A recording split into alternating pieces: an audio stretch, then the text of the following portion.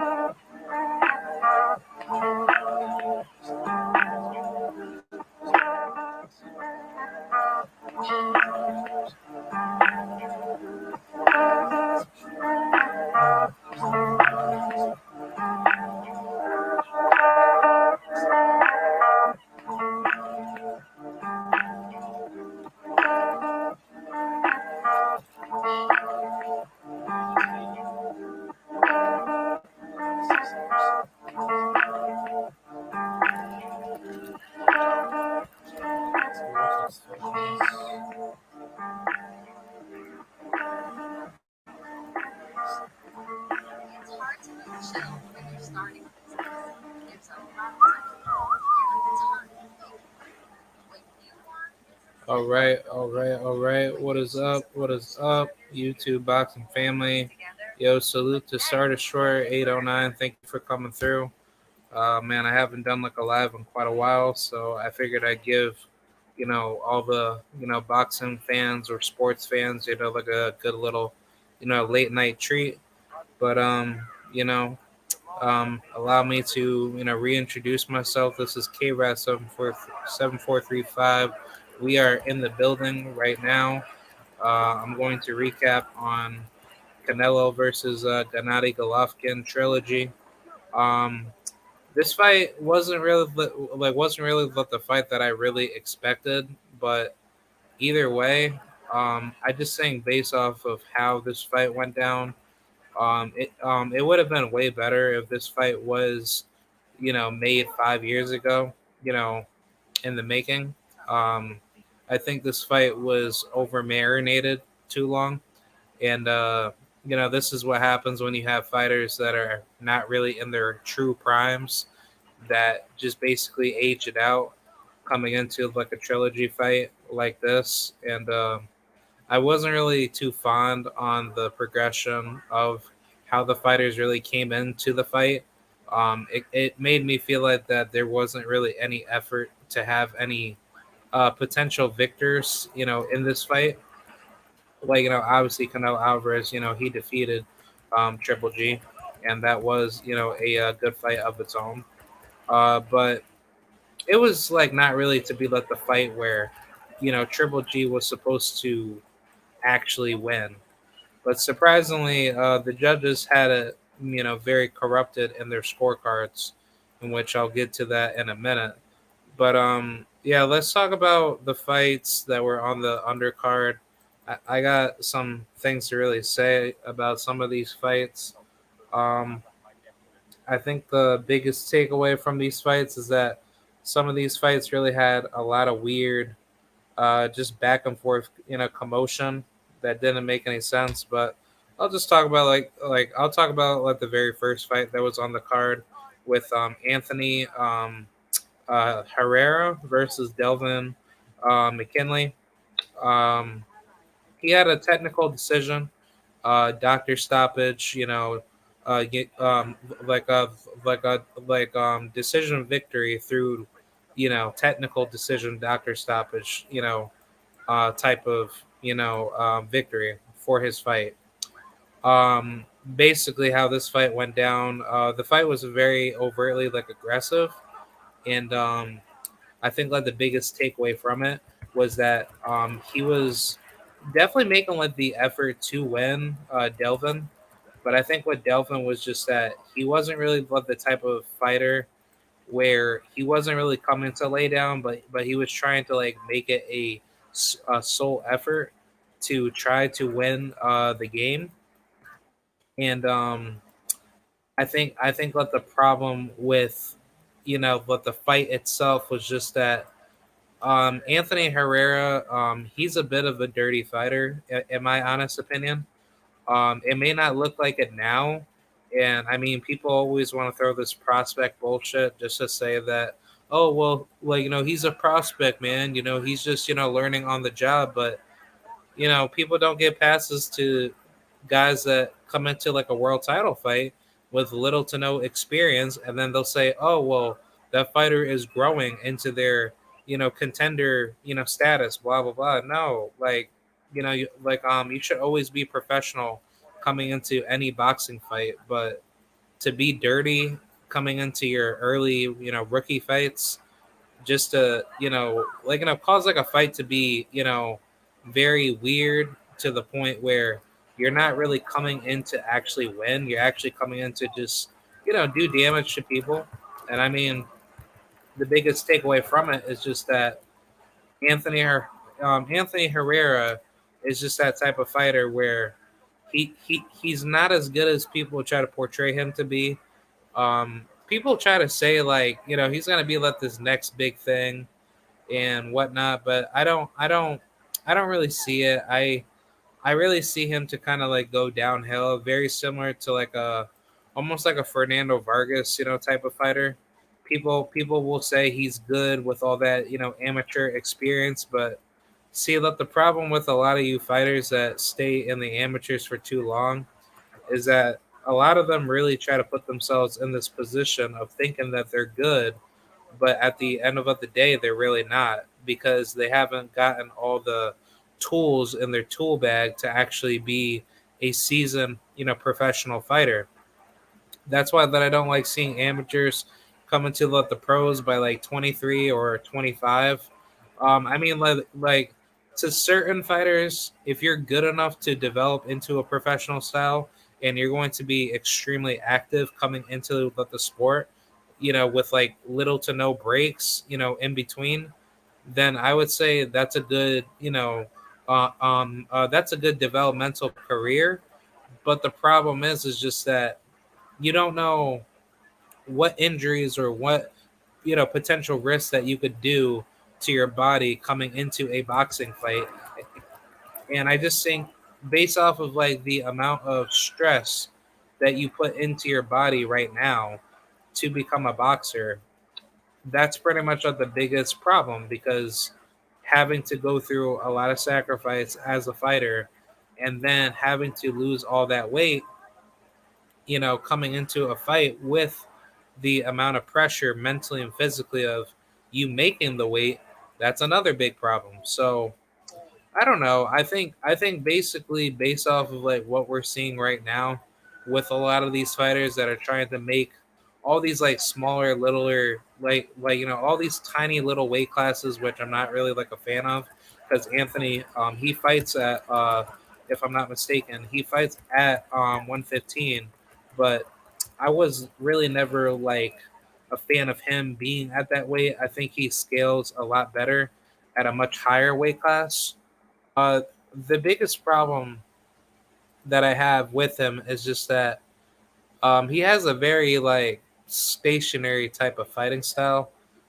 He's not really like the greatest fighter out there, but I will say like he has good power with his punches at 115. I mean, 115 is being looked upon as like almost like a mini, bantamweight division. But the problem is just that you don't really have that much competition in the pool to actually be successful. So like the biggest problem that I have is just that a lot of these fighters, they really end up fighting at unnaturalized weight classes that don't really help them scale a lot. And I think the biggest takeaway from it is just that when you look at how they fight, they they fight very very limited coming into their size, and I think the biggest takeaway from them is just that they're not as good when they scale into those like bigger level weighted like opponents that fight at bigger weights. But either way, I thought Anthony Herrera, he didn't really do that good. He had like a really mediocre performance, and it's going to be very interesting to see what he's going to do at the super flyweight division. I don't really see anything spectacular from him. I might be wrong like about that, but we will soon find out coming into the future. So I don't know. But yeah, let's talk about the next fight. We got my boy Aaron Aponte, who unfortunately had a draw with Fernando Molina, which I thought Aaron Aponte had won this fight. This is an 8 round, 140 pound, division fight. Um, it's a very, very good, heavy leveled fight. I thought this was perfect, opposition for Aaron. I thought, Fernando, he's a good fighter, but he's a very stationary, limited, Mexican style type of fighter. He had a very, very good fight against his last opponent, which I forgot what his name was, but actually, no. Let me just take a look at it. Yeah, he fought Ricardo Valvadinos. If you go watch that fight, I know that it's on YouTube, but that was a very, very good fight. I actually thought Valvadinos could have won that fight, but that was a very, competitive fight in which Fernando he got dropped in that fight, as well. Heading into this one, so I don't I don't think Fernando's chin is that good. I think like once you start outboxing him and you start hitting him, with like the most highly repetitive shots, then I think that's really where everything will come into fruition. And I don't know.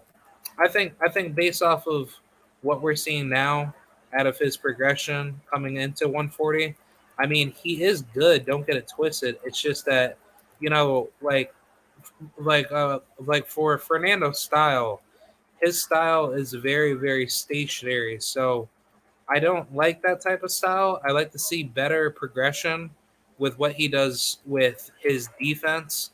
And I mean, he has some boxing skills. He knows how to move around and actually make himself a little bit, unhittable. But I think he needs to start scaling more into that. And I think there will be a lot higher progression in his skill set to actually be that type of fighter that a lot of people want to see. So I'm not too sure. I think what we'll see out of him is just like a whole different improved mindset coming into the future. As for Aaron's case, I didn't really think Aaron performed that well. I think he was being very, very careless. He was not utilizing his jab enough against Molina, which he was doing that in like the sixth and second round, and I believe the fifth round, but he just like basically like abandoned it because he thought that he could stop Molina, in which I thought like he had the ability to stop him. The biggest problem was just that with Fernando, he had a really really high high work rate, in which that that's what made the fight very um, competitive, and I think that's pretty much like the problem of what I wanted to see more out of him, and I think that was what the biggest takeaway from that fight. I think with Fernando's style, I think a more improved Aaron Aponte in a rematch would definitely beat him. But if he was able to work on his weaknesses coming in to like a rematch. I think Fernando has the ability to stop Aaron, but I don't think Aaron is really that vulnerable to get stopped. He did get dropped in this fight for the first time out of his entire career. So I think that was good to face a little bit of adversity coming into a fight like that because Aaron actually wanted to fight, Fernando Molina, and but the thing was is just that with Fernando, he wasn't really coming into this fight, trying to lay down.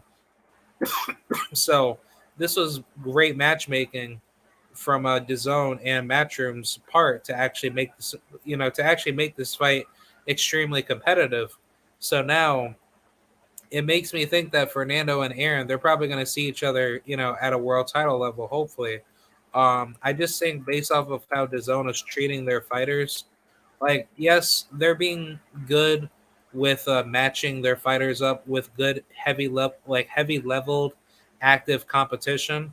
So basically, there's some fights where you may think that this opponent is blown through that other fighter for the event of thinking that that fighter is just getting easy fights. But I think the zone and Matchroom, they have pretty decent matchmaking where it's not like the greatest matching match making, obviously, because DAZN and Matchroom, they try to make up all of like the weird excuses to not make fights with cross promotional platforms, in which I don't think it's really that hard, for them to do. They just need to start paying, let the fighters, proper money. And I think that's really where everything will start to scale a lot harder coming into, the zone's, repertoire as a company. Um, but I'm not too sure. I just think based off of like where things are with the zone, um, they really need to start stepping it up when it comes to promoting good fights. But with this fight, this was a very, very good fight. It was a 50-50 fight.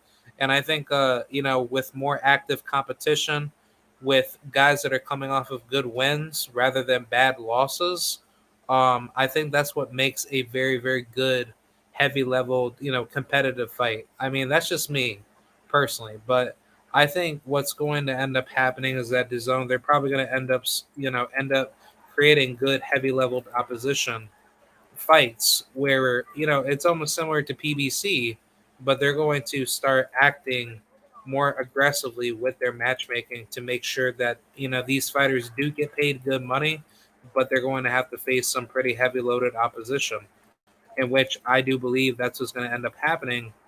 But I think the biggest problem is just that with his own Eddie Hearn, he obviously tries to make more in-house fights with his own fighters versus just giving the fans what we want to see with good 50-50 level matchups with tough opposition that's willing to actually go out there and actually try to win a fight. So I'm not too sure what the plan will be, but I think this is like a good step in the right direction to give us fans what we want. And I think that's really where everything will try to hyperscale. But yeah, this is a good fight. I had a lot of fun, while I'm watching this fight. I think based off of what we're seeing, um, I think everything that you see now with these guys careers. I think Fernando and Aaron Aponte will very well take over 140 coming into the future, but their futures are very bright. This is a very good fight. I didn't think that this is a draw. I thought Aaron won this fight just simply because he had the better later, he had the better late game coming into that fight. But with Fernando Molina, he had a better work rate early game and mid game. So I mean, if you want to say it was a draw, I'm not really against it. But the biggest problem was just that there wasn't enough work coming from Fernando, where he was getting hit a lot, and Aaron, he wasn't utilizing his jab enough, but he did enough to score, enough rounds, late game coming into the fight. All right, let's talk about the next fight with Mark Castro versus Kevin Montiel. Kevin Montiel, for those of you that don't know, this is the guy that had fought Otha Jones, the third. I believe he is the brother of O'Shea Jones, who's a female welterweight, up and coming rookie fighter for female boxing. But yeah, this guy, he fought Otha to a draw. It wasn't really too much per se. I thought, based off of what I've seen from this fight, it could have been a whole different ball game. I think based off of what we had to see from this fight was just that, a lot of, great progression from Mark Castro. I wasn't thinking Castro was going to come into this fight, being stupid because obviously in his last fight, if I'm not mistaken, he had a good outing, but there were some holes that were, exposed out of him. And I think that was like, the biggest takeaway from it because with Mark, he's like very similar to Ryan Garcia. He's really all like about, the social media glitz and glamour, which is good for promoting your name. But once you get inside that ring and prove it, that's not going to translate into dollars because you're going to have to prove it in the ring and actually show how good of a fighter you really are. So the problem that I had with Mark's performance is just that he really went up against a guy that wasn't that much of a lightweight to begin with.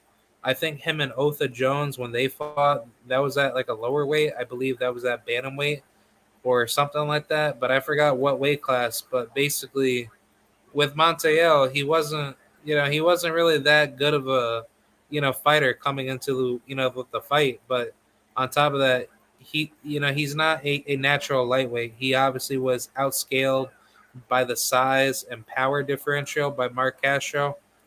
Castro did his thing, but the biggest takeaway from this fight was just that this fight was obviously set up for Castro to win, but it really wasn't supposed to be this type of fight where Castro was supposed to like really be exposed because like the opponent that did expose him, he actually got dropped. So that definitely shows that Mark's chin is very it's very suspect. There's like a lot of, speculation of like what you could say is very highly, like, highly questionable of his, of his career.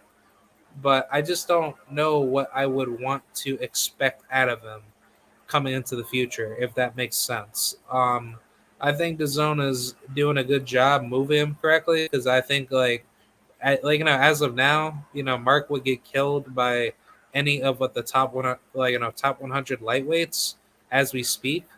But the biggest takeaway from it is that Mark, he's just, he doesn't seem to be getting better. I don't know. I mean, that's just me though.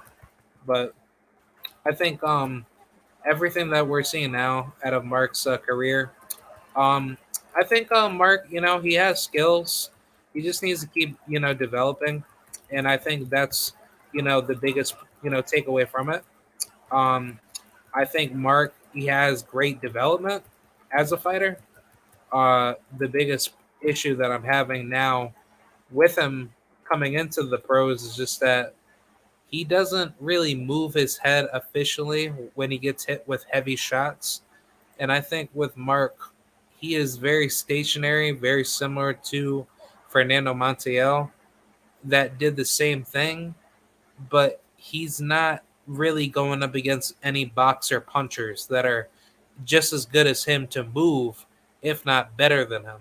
So I think the level of opposition that we've been seeing so far, his last fight with Pedro Vicente, that was a good fight. In which Vicente, he's not that good of a fighter. He's like a washed up 30-something-year-old fighter, 33 actually. But I mean, it was a good showcase fight for Mark. I like to see more action from him, coming from, heavy loaded opposition. So I think sooner than later, Eddie Hearn, he's gonna have to come to the table to bring Mark to that level. because I think Mark can do it. I think Mark can definitely have those fights with some heavy loaded, opposition fights, especially at the lightweight division. I just think where he's at right now, I think that's really like the biggest issue that I'm having, and I think that's the problem that I'm really trying to figure out right now. I think Mark, he has skills. It's just that but we have to see more from it. Um, so I think what's going to end up happening is just that there's going to be a lot of great matchups for him, but like obviously we just have to see more progression from where he's going to end up going to the future. So yeah, let's talk about the fourth fight that was on the prelims leading into the main card. We had Diego Pacheco against Enrique Collazo. I thought this was a good fight. I thought Diego did a great job coming in calm and collected. I think he's going to become like a major player coming into super middleweight. He knocked out Enrique. Enrique was not really coming into this fight, fully prepared, and I thought he could have done way better in this fight. It just so happened to seem like that he had a little bit of hiccups, defensively that costed him to get stopped. Diego stopped him in the fifth round, if I'm not mistaken. It was a very very good fight, man. I had like a lot of fun watching this fight, and I thought this fight definitely showed a lot of great skills out of Pacheco's skill set. Um, I think with Collazo, he just needs to go back to his bearings and actually learn how to be more productive, with his jab. Um, I think the biggest issue that I have with Collazo is just that he's just not this type of fighter where I don't know. I think Collazo, he probably thought Diego's power wasn't really going to take him to like a certain level of him not eating shots a certain way. And Diego, he did what he had to do to be I'm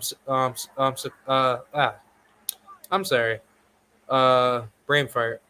He did what he had to do to be successful, and it was a very very good productive effort from Diego's part to do the best he could to solidify the victory.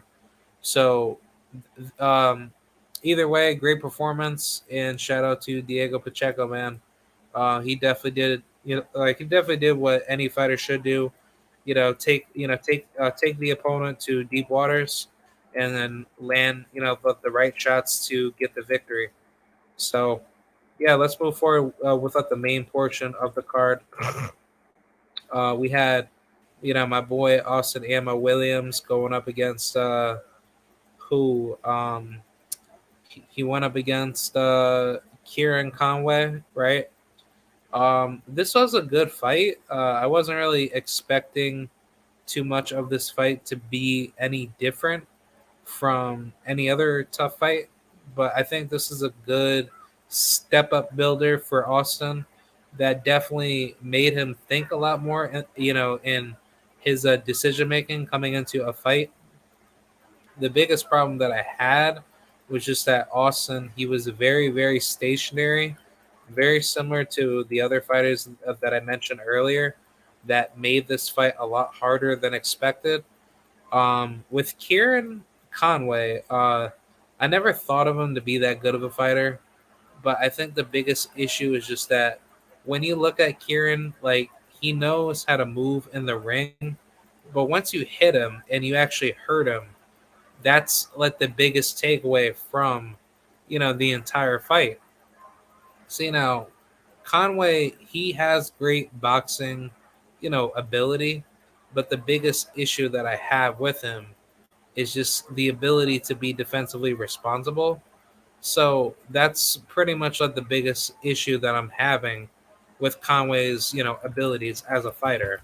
Um, I think the biggest, problem that I ended up having to watch out of Austin's fight was just that he was very, very irresponsible on defense. He got hit a lot in this fight, and I think that's that's gonna cost him coming into future fights. Um, I think what could have been better was just that he should have just moved around. He should have definitely, did a lot better.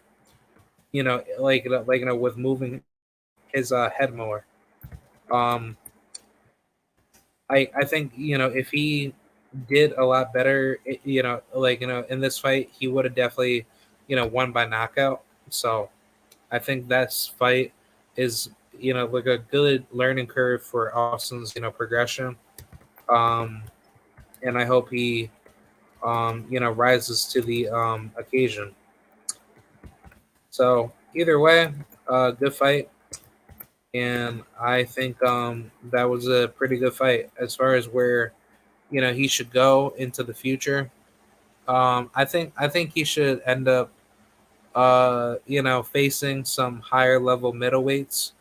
I don't think there's really anybody there on the matchroom stable for him to like go for. I mean, I would like to see him and Jaime Munguia. I think him and Jaime would be a great fight. Like obviously, like I don't think Jaime is like a good opponent now for Austin.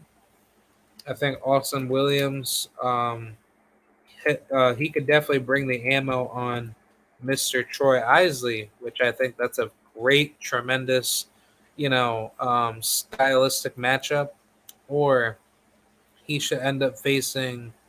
Um, I wouldn't mind a Jason Quigley. I think it's time for him to go up against a Jason Quigley. That might be a good fight.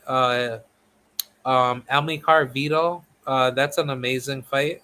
He's a very, very good ass fighter. Obviously, from his most notable win against Emmanuel Alim, that was back in 2021, back in July. That was a very, very good fight. I don't know what's going on with Alim these days, but I like to see him back in the ring. He's a very, very good, tremendous fighter. I actually did think he did beat Emil Carvidal. I thought he won that fight. I didn't think Vidal actually pulled enough effort to actually win, but either way, he's just doing his thing. He is currently on he's currently on a three back-to-back wins. Well, I mean like he is undefeated. He's 16-0 with 12 knockouts, but out of his last three fights, they were all three back-to-back victories. Two of those were unanimous decisions for 10 rounders, and then he had like a second round knockout against some 7-4-1 dude. I mean, obviously his opposition is not really that good, and it's time for him to probably come over here to the states to definitely make like a name for himself, in which I think that's what PBC is probably going to end up doing, because he is 26 years old. So I think his superstar power, or his superstardom, or his growing, as far as him being more notable in the division, will start to happen when he fights guys that are in like the top 25 or top 15. But I think this is a perfect opponent for Austin Williams, because if you could defeat a guy like him, then I think this will scale a lot better on your resume. And I think that's what I think that's what Matchroom should go ahead and do. I obviously wouldn't mind a fight between him and Thomas Lamana. I think Thomas Lamana would be a perfect style matchup for Austin Williams. And then I also wouldn't mind like a fight between him and Felix Cash. I think he would beat his ass. I don't think Felix Cash, I don't think he's that good of a fighter. He obviously got exposed by Magomed Marayev. I actually thought he lost that fight. He got dropped in the second and 10th round, and he got deducted points for holding, in the 10th round. So I don't think he's that good. So I think it's time to get him out the way. I also wouldn't mind like an Anthony Fowler fight. I think Anthony Fowler is beyond garbage. I also wouldn't mind a fight between Hamza Shiraz.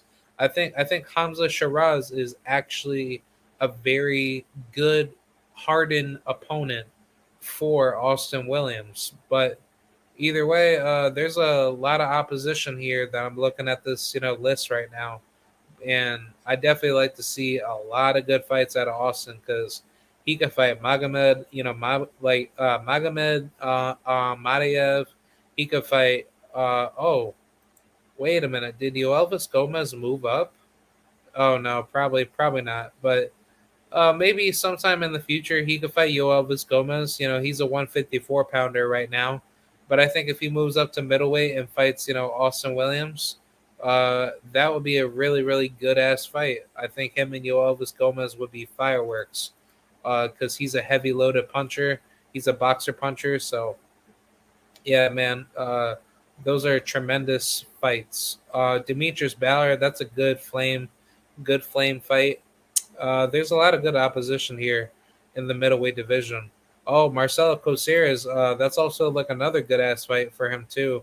But he just recently moved up in weight to 175. So if he's a 175 pounder, then yeah, I don't think that's probably gonna end up happening. But hey, who knows? I mean, Austin Williams, he has plenty of options, and I like to see more out of him, man. But yeah, let's talk about the last three fights, and then I'll get up out of here. We had Ali Akhmedov against Mr. Gabe, King Gabe Rosado. Very very good fight. I thought Ali Akhmedov did his thing. He definitely improved a lot better from his last performance, prior to the stoppage loss with Carlos Gongora. He had you know, two back to back, KO victories, or just, how should I say, they were more than likely just low level opposition victories that were stoppages. So, pretty good, return, in his 2021 campaign. I didn't like the fact that he literally sat on the shelf for 9 months from 2021 in December leading into now. So I think that was a very dumb decision out of him, and I would like to see better progression of staying active more. Because I think with the loss to Carlos Gongora, he got stopped, in the 12th round, but that loss to Gongora really shaked up a lot of things for his career. And I honestly wouldn't mind to see a rematch. I think it's time for him to take down Carlos, Gongora. Gongora's only loss was to Lerone Richards, who doesn't have any knockout power at all. But his chin is definitely set in stone. But on top of that, I think he was able to just outbox Gongora to the point where Gongora, he wasn't able to land his heaviest shots on him. So I think that was very much the biggest issue out of the entire um, event of that fight. But yeah, I don't know where Ali goes from here. Probably some other big fights at the super middleweight division. I could easily see him and Diego Pacheco fight each other, but I don't know where that's gonna go. I think he's gonna probably go the IBF route, try to get himself a title, and then move forward with getting more bigger money fights.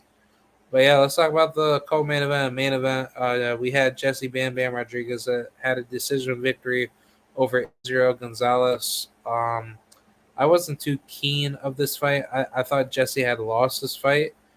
He didn't look like his normal self coming into this fight. I want to say it was more of like an off night, but he is a good fighter. Don't get it twisted. Uh, the biggest issue with him was just that he really didn't have like the proper focus coming into the fight. I think with him getting limited training with Robert Garcia, and I think the issue was just that he said he didn't want to fight Israel Gonzalez in the first place. Made me think that he wasn't really doing enough in training camp to actually solidify the proper tools necessary to beat Israel Gonzalez. And I thought Gonzalez he displayed a really good high level boxing IQ that made the fight very very competitive and very difficult to score. So um, I don't know. Like I think Israel he did enough to win, but I can see why the judges try to sway it to Jesse because Jesse was picking up other punches more in the later rounds. So that could be the reason why he wasn't able to do what he was supposed to do to secure the victory. But either way, it was a good co-main event, and I thought Jesse, needed to improve a lot better from this performance, and it's gonna be interesting to see where his progression is as a fighter. So that's pretty much it with what I got with that. Let's talk about Canelo Alvarez versus Triple G. I don't have too much to say about this. Both guys fought like crap, and I think it's time for them to just hang it up. Canelo Alvarez, he doesn't really have that much to really gain in his career, but I can easily tell that his progression from the Bivol loss really didn't do anything, but just make him look a lot more like Canelo's performance predating with a Bivol loss now shows that he has a lot more exposure to his game, and it's a lot easier to figure him out now because he's not as physically agile and he's not as quick to see punches coming towards him. So I think the biggest issue with Canelo was just that he really thought that he could use the sable tricks that he did when he was younger, but I think the issue is just that he's now showing the reason why he doesn't fight guys that are movers. And with Triple G, he did a pretty decent job with trying to paw out his jab against Canelo. But the issue with this Triple G that fought Canelo that way was just that he was not able to solidify enough, you know, work rate activity to actually beat Canelo. Because the difference, between Gennady Golovkin and Dmitry Bivol is that Bivol, he's a heavy loaded, aggressor when it comes to pressure. With Golovkin, he's just a fighter that loads up on a shot, waiting for you to mess up on or waiting for you to mess up on something, and then he makes you pay by throwing power shots in order to solidify, the proper, you know, opportunity for him to either stop you or most likely beat you, beat you down to the point where you don't perform as you don't perform as good as you normally did. So, obviously, what I got from this fight was just that Canelo, he really looked very sloppy in this fight. I think what's going to end up happening is just that David Benavidez, he's probably going to start exercising his mandatory position. If the WBC moves forward with him being their mandatory to challenge for the WBC title, and then on top of that, David Morrell, he's probably going to be mandated by the WBA to beat up on Canelo. So I think Canelo, he's going to start pulling off like a Josh Taylor, where he's just going to start vacating belts, bit by bit, and then I think eventually he's not going to have any belts anymore. And I don't think Canelo, he's really doing himself any justice by just fighting opposition that he doesn't want to end up facing. And I think that the biggest takeaway from it is just that he's fine with not fighting the best while he claims himself to be pound for pound number one. And that's the biggest issue that I have towards Canelo. I never really respected Canelo's career. ever since he started cheating, uh, predating to the Triple G rematch. But either way, it's going to be very interesting to see what his progression is coming into the future. So yeah, that's about it, man. I hope you guys enjoyed. I'm definitely ready to see what Canelo is going to be doing at this point, and I think 168 and 175 in the welterweight through lightweight, and I say super welterweight to middle divisions will start to cook up a lot faster, and it's going to be very interesting to see how the welterweight division will look after Errol Spence and hopefully Terrence Crawford get their financial issue settled with getting the fight made. But I don't think undisputed is going to happen with Errol Spence and Crawford. But if it does happen, then good. But if not, then I think the welterweight division is going to be shaken up when Errol Spence starts calling out all the big fish for him to be that guy. So yeah, it's going to be interesting to see where Errol Spence will go coming into the future with his next opponent, because he is saying he did say that he's returning on November 19th, with or without Terrence Crawford. So that's going to be very interesting to see where that future will lie. But yeah, man, that's pretty much it. I hope you guys enjoyed. Let me know what you guys think up inside the comment section. And that's about it, man. Salute to the mighty LDBC, and salute to the TWT. And I'm out. Bye.